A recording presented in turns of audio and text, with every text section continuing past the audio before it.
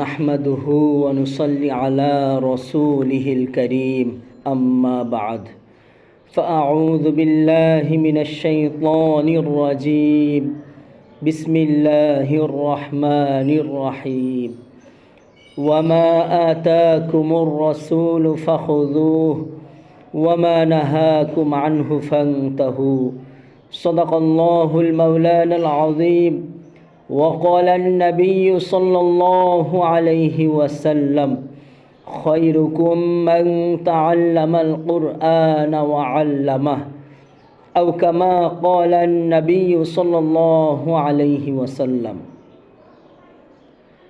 আপনাদের সামনে বুখারী শরীফের 527 এবং 28 নং হাদিসটি আমি শুনিয়েছি। এখানে বলা হয়েছে খায়রুকুম মান তাআল্লামাল কুরআন ওয়া আল্লামাহ। আমাদের নবী হযরত মুহাম্মদ সাল্লাল্লাহু আলাইহি ওয়াসাল্লাম তিনি বলছেন, তোমাদের মধ্যে সর্বোত্তম ওই ব্যক্তি যিনি কুরআনে কারীম নিজে শিখেন এবং অপরকে শিক্ষা দেন। এবং কোরআনের যে একটি আয়াত তেলাওয়াত করেছি, এখানে বলা হয়েছে ওয়ামা আতাকুমুর রাসূল ফাখুযু, রসুল আমাদেরকে যা দিয়েছেন তা আমাদেরকে গ্রহণ করতে হবে, যা তিনি দেননি তা আমাদেরকে ছেড়ে দিতে হবে। এখন আলহামদুলিল্লাহ, বাংলাদেশ সহজ কোরআন শিক্ষা বোর্ড যে উদ্দেশ্যে চালু হয়েছে, যে উদ্দেশ্যে চালু করা হয়েছে, আল্লাহর রসুল যেহেতু বলেছেন তোমাদের মধ্যে সর্বোত্তম ওই ব্যক্তি যিনি কোরআন নিজে শিখেন এবং অন্যকে শিক্ষা দেন, তো আমাদের অনেক ভাই বোন যারা আছেন তাদের কোরআন শিখতে আগ্রহী, তারা কোরআন শিখতে চান, কিন্তু বিভিন্ন কর্মব্যস্ততার কারণে তারা কোরআন শিখতে পারেন না এবং ওই বয়সও নেই কোথাও মসজিদে যাবে, কোন হুজুরের কাছে যাবে, কোন মাদ্রাসায় যাবে, চক্ষু লজ্জারও একটা বিষয় আছে। তো তাদের কথা চিন্তা করে আমি চেয়েছি আল্লাহ রসুলের হাদিসের উপরে আমল করে যেন প্রত্যেকটা মানুষকে আমি কোরআনের সাথে জুড়ে রাখতে পারি। এই উদ্দেশ্যেই বাংলাদেশ সহজ কোরআন শিক্ষা বোর্ড চালু করা হয়েছে। আমাদের আকাবির শামসুল হক ফরিদপুরি রহমতুল্লাহি আলাই তিনি একটা মাধ্যম চালু করেছিল, মুষ্টি চাল।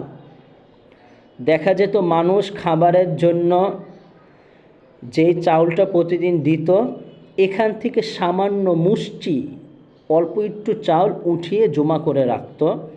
একটা পর্যায়ে অনেক চাউল হতো, এটা মাদ্রাসায় দিত। তো অনেকেই হুজুরকে প্রশ্ন করত, হুজুর আপনি একজন কামিল মানুষ, আল্লাহওয়ালা মানুষ, আপনি যদি চান তাহলে তো এমনিই আপনি মাদ্রাসা চালাতে পারেন, আর মাদ্রাসার যেই পরিমাণ আয় ব্যয় হচ্ছে তো সেই অনুযায়ী তো আমাদের এখানে কোনো দরকারই পড়ে না কালেকশন করার। হুজুর বলছে যে ভাই, আমি যদি চাই তাহলে এই মাদ্রাসা এমনিই চলবে, এটা আল্লাহ তাআলার প্রতিষ্ঠান, এটা হচ্ছে নবী করিম সাল্লাল্লাহু আলাইহি ওয়াসাল্লামের তরিকা মোতাবেক চলছে, কিন্তু আমি চাই আমার এই এলাকার যে মানুষগুলো আছে তাকে আমি এই প্রতিষ্ঠানের সাথে জুড়ে রাখি, যেন এর উসিলায় কালকে সে যেন নাজাত পেয়ে জান্নাতে যেতে পারে, এবং আমি শামসুল হক যেন বলতে পারি এই মানুষগুলো এই মাদ্রাসার সাথে জড়িত ছিল। তো ভাই বোন, আমি এই জন্য এই উদ্দেশ্যে বাংলাদেশ সহজ কোরআন শিক্ষা বোর্ড প্রতিষ্ঠা করেছি, যেন আপনারা সকলে এই কোরআনের সাথে জুড়ে থাকতে পারেন এবং আমি অধম কোরআনের খেদমত করে যেতে পারি। আমি কোরআন শিক্ষার A to Z যত নিয়ম কানুন আছে আমি পাঠ বাই পাঠ, পর্ব পর্ব অনুসারে আমি দিয়ে দেব, এবং এই নামে একটি পেজও খোলা হয়েছে।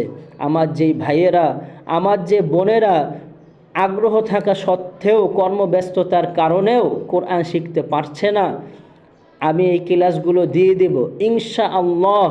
এই ক্লাসগুলো যদি সুন্দরভাবে কেউ যদি শুরু থেকে শেষ পর্যন্ত আয়ত্ত করতে পারে, অবশ্যই সে কোরআনে কারিম সহি শুদ্ধভাবে পড়তে পারবে, শিখতে পারবে ইনশাআল্লাহ। আমি আশাবাদী।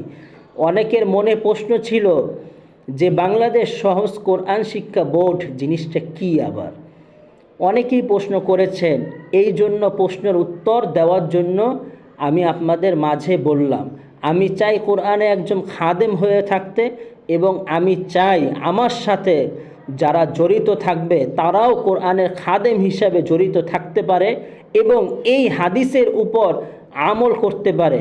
কাল হাসরে আমি অধম যেন আল্লাহ তাআলার সামনে গিয়ে বলতে পারি, আমি আল্লাহর রসুলের এই হাদিসের উপরে আমল করেছি, এবং শুধু আমি না, আমার সাথে আরও লক্ষ লক্ষ মানুষও এই কোরআনের খেদমত করেছে। আমি অধম এবং আমার সাথে যারা ছিল সাহায্য করেছে যে কোনোভাবে, তাদের সাথে সবাইকে নিয়ে যেন সুপারিশ করতে পারি। এই উদ্দেশ্যে এই বাংলাদেশ সহজ কোরআন শিক্ষা বোর্ড খোলা হয়েছে উন্মুক্তভাবে, ফি সাবিলিল্লাহ, শুধু আল্লাহর জন্য, একনিষ্ঠ আল্লাহর জন্যই নবীর তরিকা মোতাবেক কোরআন শিক্ষা দেওয়া হবে, কোরআনের খেদমত করা হবে, দুনিয়াবি কোনো চাহিদা থাকবে না ইনশাআল্লাহ।